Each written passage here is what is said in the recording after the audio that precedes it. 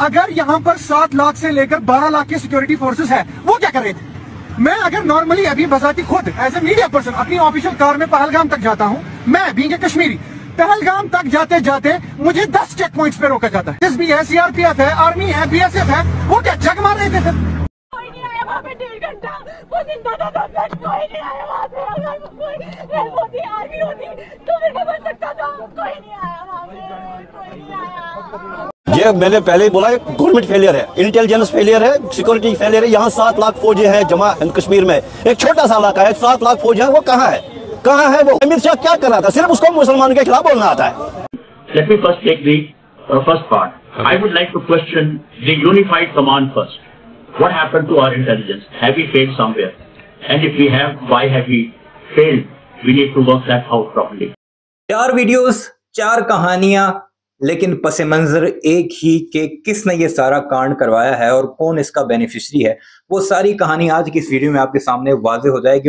और ये 4 वीडियोस भी कोई पाकिस्तानी मेड वीडियोस नहीं है, इसमें विक्टिम्स की वीडियोस हैं, इसमें लोकल कश्मीरियों की वीडियोस हैं, इसमें इंडियन आर्मी चीफ की वीडियोस हैं, जो कि क्या कुछ कह रहे हैं। और सबसे अहम सवाल ये कि भारत में इस वक्त मातम का सा समा है, तो नरेंद्र मोदी कहाँ है? आपको बताते चले, नरेंद्र मोदी साहब जो कि हिंदुओं के सबसे बड़े लीडर हैं, सबसे बड़े नेता हैं, भगवान हैं उनके, वो इस वक्त बिहार में इलेक्शन रैली में मसरूफ हैं और इलेक्शन खेल रहे हैं। जिसने पाकिस्तान के खिलाफ जंग लड़नी थी वो तो इलेक्शन लड़ रहा है और सेंटिमेंट्स तो क्रिएट हो चुके हैं और जल्द ही उसे उसका फल मिल जाएगा। लेकिन सबसे पहले ये वीडियो मुलाहिजा कीजिए जो कि एक कश्मीरी जर्नलिस्ट की है, और ऐसी वीडियोस आपको भारत के गोदी मीडिया पर नहीं मिलेंगी। हाँ, डिजिटल मीडिया पर जरूर लोग शेयर कर रहे हैं, क्योंकि सारे के सारे खोते वहां पर नहीं है। कुछ चंद गिने चुने लोग ऐसे हैं जो हकीकत पर पहुंचने की कोशिश कर रहे हैं। सबसे पहले इस कश्मीरी नौजवान से सुने कि वो क्या कुछ कह रहा है कि 10 लाख 7 लाख फौज तुमने यहाँ पर लगा रखी है, मैं 10 बार चेक होता हूं तो वो दहशतगर्द कैसे वहां पर पहुंच गए जहां पर इर्द गिर्द पोस्टें ही पोस्टें थी आर्मी की। सबसे पहले ये वीडियो मुलाहिजा कीजिए। अगर यहाँ पर 7 लाख से लेकर 12 लाख की सिक्योरिटी फोर्सेस है, वो क्या कर रहे थे? मैं अगर नॉर्मली अभी बजाती खुद एज ए मीडिया पर्सन अपनी ऑफिशियल कार में पहलगाम तक जाता हूँ, मैं बीइंग ए कश्मीरी, पहलगाम तक जाते जाते मुझे 10 चेक पॉइंट्स पे रोका जाता है। मक्खी साथ नहीं ले सकता मैं। ये बंदे आए कहां से? Don't ask Kashmiris on this, ask the security agencies. कितनी कंपनीज है यहाँ? आरआर है, एसएसबी है, सीआरपीएफ है, आर्मी है, बीएसएफ है, वो क्या जग मार रहे थे फिर? गवर्नमेंट क्या कर रही थी? अभी यहाँ पर हम बात करें, ये अच्छी वारिया लुक वनान या वलसा या नेशनल, ये हमारी यूटी है। यहाँ पर स्टेट गवर्नमेंट के कंट्रोल में होम डिपार्टमेंट है ही नहीं। The security is under the control of governor. What was he doing? Lieutenant governor, उससे पूछो सवाल। मैं उससे सवाल कर रहा हूँ आप सब लोगों के माध्यम से कि क्या कर रहा था गवर्नर? होम मिनिस्टर साहब यहाँ आए। होम मिनिस्टर साहब, मैं आपसे सवाल कर रहा हूँ, ये क्यों हुआ? और जहां तक हिंदू मुस्लिम का सवाल है, तो मेरा भाई मरा, आदिल साहब मर गया बेचारा।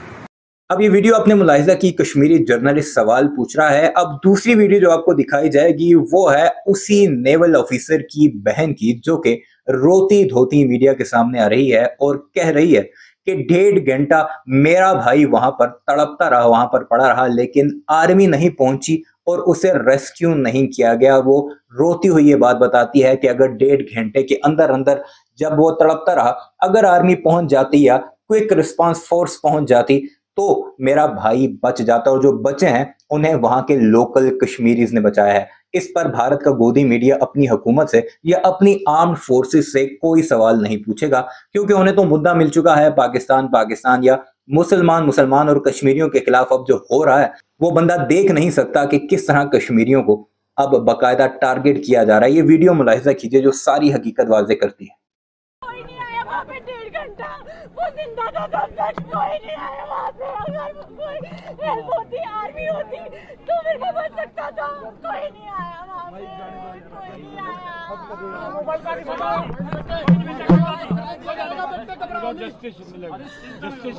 I want them dead। जिन्होंने मेरे भाई को मारा मुझे वो dead चाहिए। बिल्कुल वो मरेगा, वो मरेगा जिसने मारा, वो मरेगा। आ जाओ।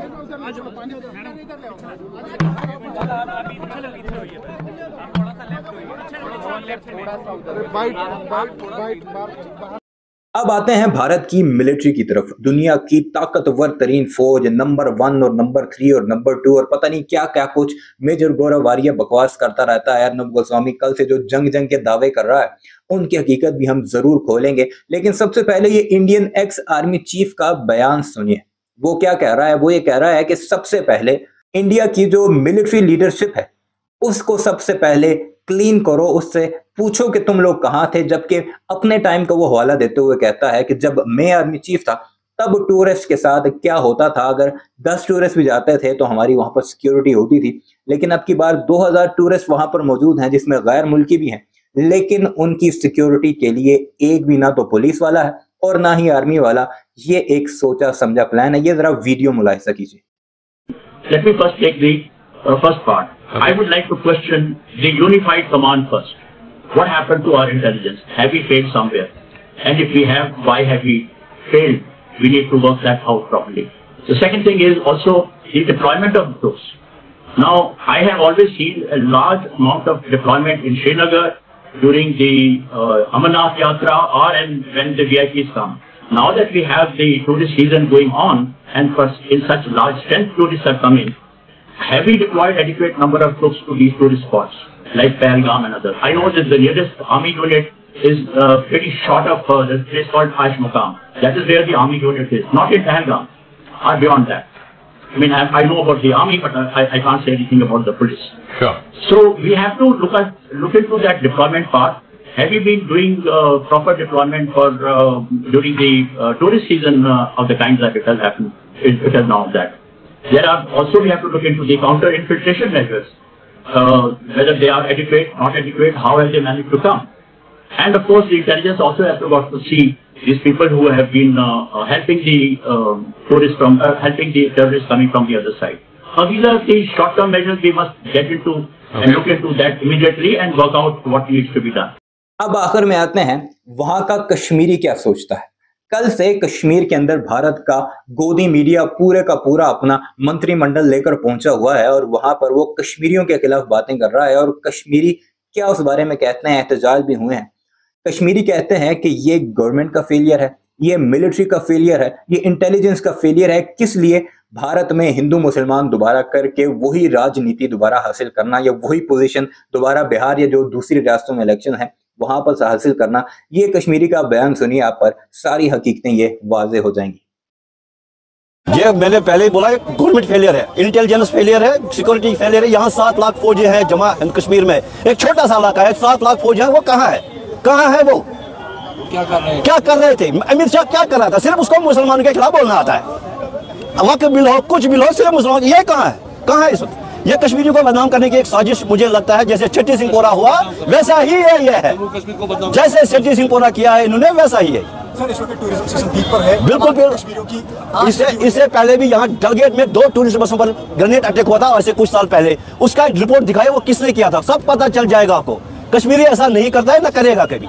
7 साल पहले 8 साल पहले डलगेट में 2 ग्रेनेड टूरिस्ट बसों पर छिपाएंगे तो वो किसने फेंके थे, इसमें पता कीजिए, फिर कश्मीरियों को बदनाम कीजिए। कश्मीरियों को बदनाम करना बंद करो। इनको इन्वेस्टिगेशन होनी चाहिए। सबसे पहले यहाँ सिक्योरिटी कहाँ थी?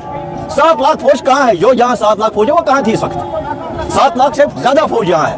मैं यहाँ का पैदाशी हूँ, मैं सबसे पहले मैं लाल चौक का ही रहने वाला हूँ। मैंने 90 से देखा है यहाँ क्या हो रहा है। कश्मीरी ने 90 में किसी टूरिस्ट को हाथ नहीं लगाया, तो आज कहाँ लगाया? जब यहाँ सिक्योरिटी चल नहीं सकती थी तब भी उसको टूरिस्ट वालों का हाथ नहीं लगाया, तो आज तो बात ही नहीं है। आज तो बात ही नहीं है। क्या पैगाम आप यहाँ से बाहर टूरिस्ट को देना? हम आप आइए, वेलकम है दोबारा आपका ऐसा कोई नहीं। हाँ, अपने गवर्नमेंट को पूछे ये मसला क्या हुआ, कैसे हुआ, वो उनको पूछना चाहिए था। कश्मीरी कभी ऐसा नहीं कर देगा, न किया है कभी उसने।